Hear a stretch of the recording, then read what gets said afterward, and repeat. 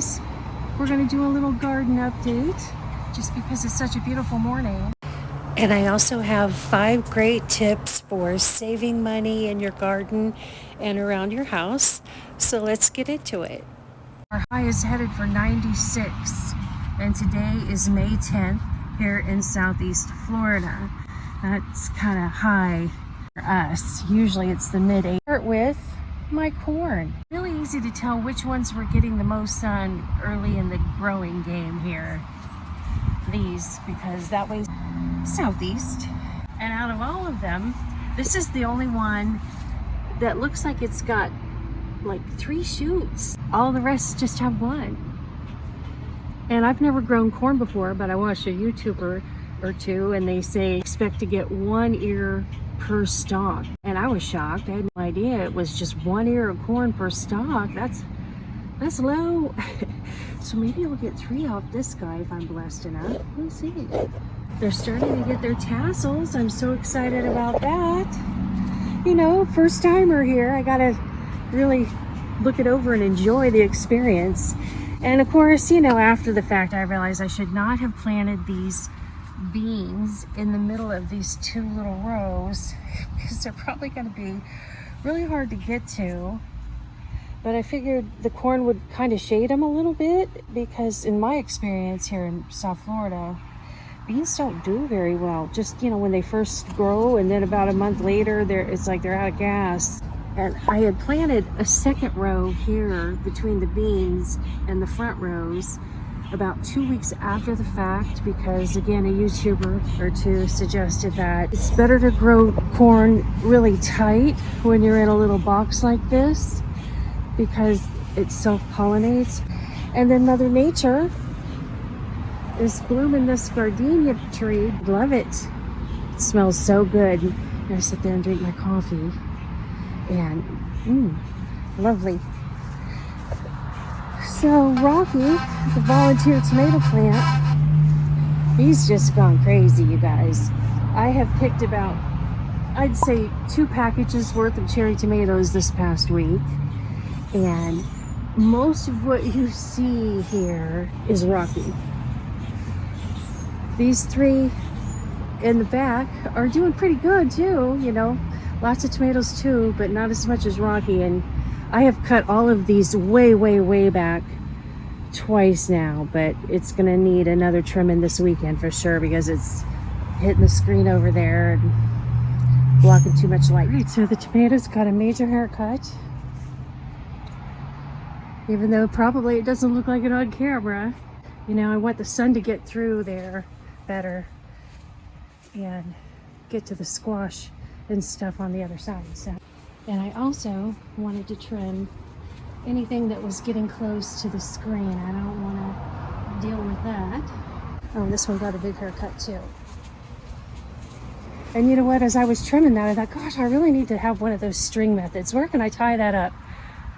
Well, duh, right there.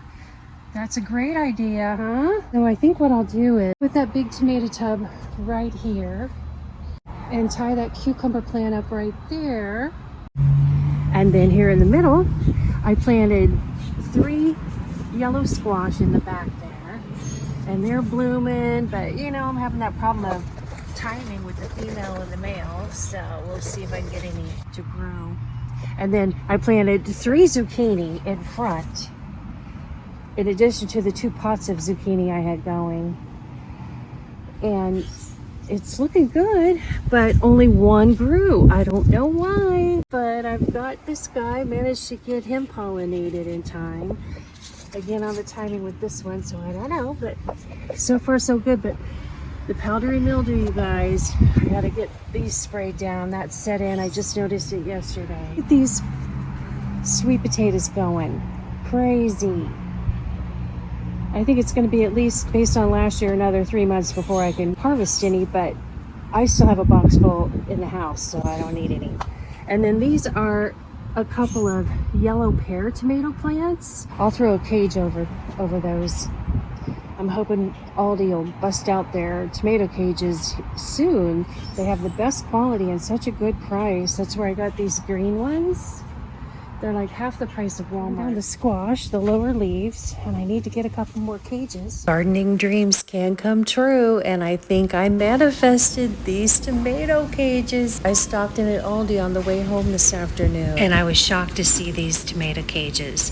I swear they were not in the ad for my local area. I'm not interested in the panels, but I'm definitely snagging a bunch of those tomato cages for $2.99. But they also have a little bit of potting soil left and a lot of gardening soil. Now back to the garden update. I'm going to pull several of these and just leave these two that are looking good. I'm going to hit everything with more fertilizer this weekend. I'm trying to do that every 2 weeks. I've got 3 use it up projects going here. These are banana peels and eggshells that I have had in that jar for a couple of weeks. The eggshells I crushed really well, and they're starting to disintegrate. I already have a jar of this banana water, which I use a couple of tablespoons in a gallon of water with a half a cup of organic fertilizer. And after I've watered my garden, I go around and put this on top of the plants. And then my next little project, got about 2 tablespoons of sprouts left. I don't know if you guys have heard of this one, but it was kind of a trending maybe a few months ago. I'm going to make some rice water. Well, maybe make it a cup and a half. And about 3 cups of water. And I'm going to let that soak overnight. Then I'll strain off the rice, save the water in a pitcher in the refrigerator, plus a little spritzer bottle. And I'll go ahead and cook the rice. What you do with the rice water, I'll put up here all of the benefits. I can only speak from my own experience, which I have only started doing this a couple of weeks ago. I put it on my bare skin, dab it on with a cotton pad. It feels so good. And I'll spritz my body skin with the sprayer. I go ahead and do my usual skincare routine, moisturizer, yada yada. And I just sleep with it on my skin overnight. I do notice a slight improvement in the texture of my skin. And now that it's so hot outside, that cold water on your skin feels so good. I love it. Let's strain this banana stuff into this jar. I think the first jar of this banana fertilizer is about half as high in potassium and calcium as this jar will be, because this has been fermenting so much longer. That's just a theory. I'm going to add a little water to this.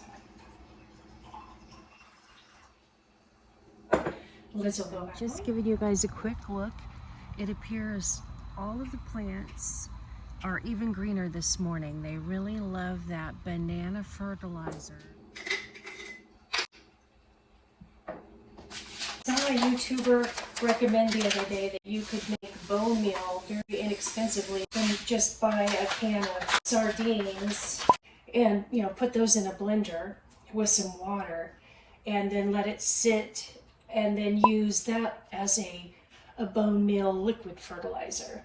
So I think I might attempt that and see how that goes. All right, so now I'm going to fill this one with filtered water.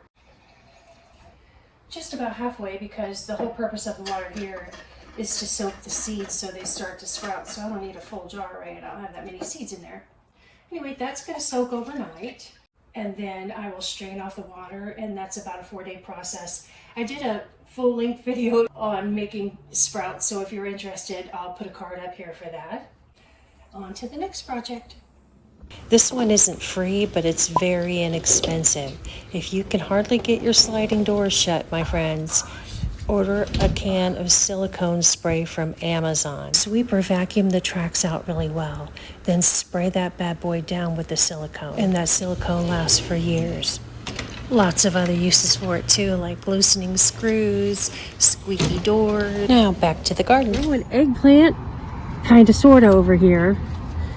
This thing gets really wilted every evening. I think it maybe is getting too much sun, but it bounces back after I give it a big drink. And then this is 3 cucumber seeds that I planted, but there's a bunch of romaine lettuce growing in here, which is shocking to me. And I'm just letting it go. Hopefully it'll attract some bees. But anyway, I need to have a big salad this weekend because that's lovely, isn't it?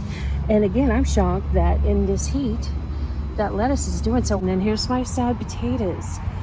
These went gangbusters for a solid 80 days before they started dying off. Screw those from little chits from potatoes that had grown a bunch of eyes from the store, so it didn't cost me anything per se.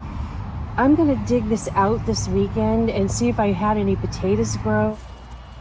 Inexpensive tip for when you're doing a project like this. This is a pretty thick tarp from Dollar Tree, $1.25, and I'm gonna spread it out and dump that tub on it. These tubs are starting to disintegrate. I've had them out here 3 years, so this is probably gonna snap and crack while I tip it over.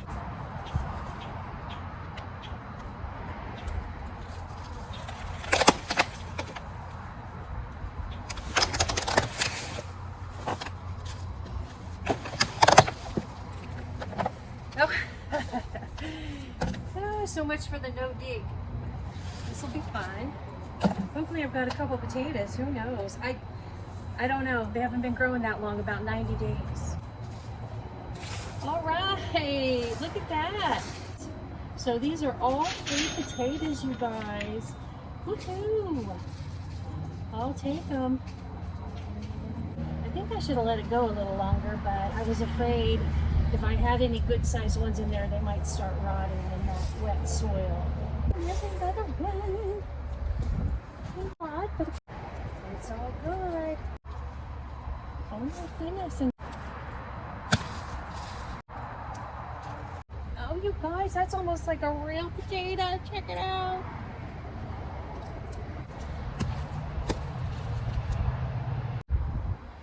He has a split. I don't know if he's usable.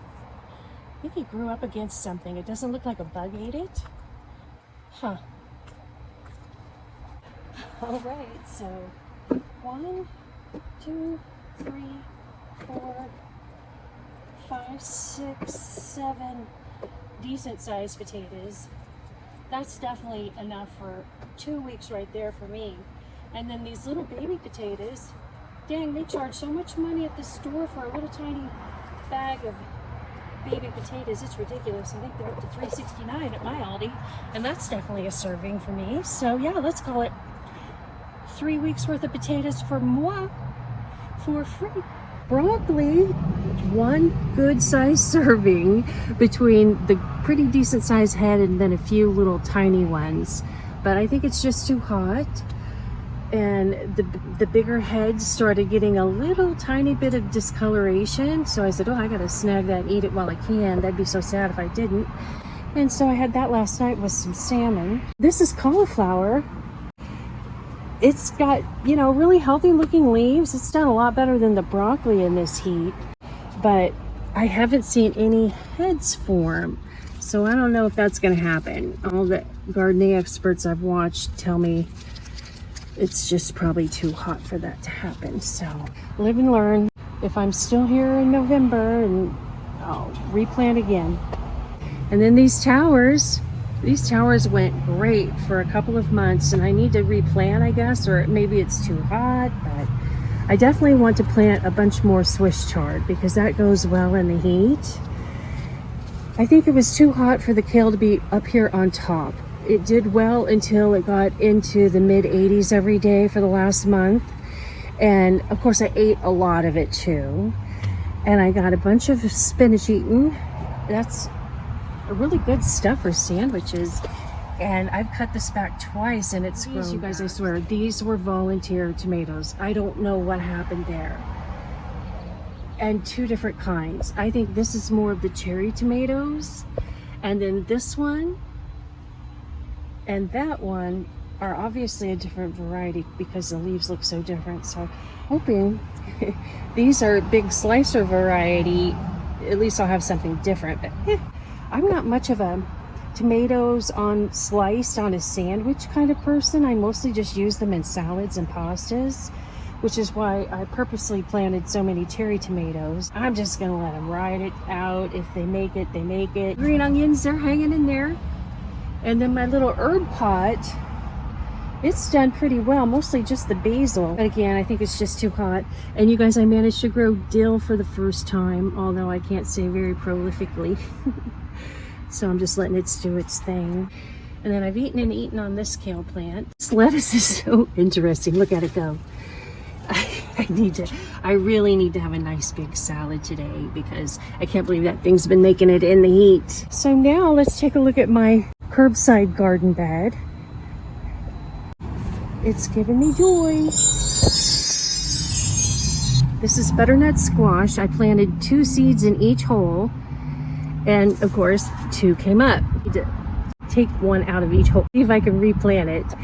And then over here I had 2 seeds, and I think they would have both grown up, but I think a cat got in here and decided to use it as a litter box because that seed definitely got moved. At least it came up, you know, I'm glad for that. I'm gonna plant some big zinnia seeds and some other flower bulbs there in the back today. And then this is little sugar pumpkins. I had looked up some wooden trellises, you know, after shopping online, the different stores. Those look like the best deal because I'm not looking to spend a lot of money here. Anyway, I want to get one. They're like $15 each for the end and right there. And then same thing over here. And then possibly one to go across the top. We'll see, you know. I figure, yeah, you know, maybe let them grow a little longer, see if they're really gonna need a trellis. Anyway, that's my big garden update. And I'm gonna get back to my coffee drinking. I hope you all have a fantastic weekend. Thanks for tuning in. See you on the next one.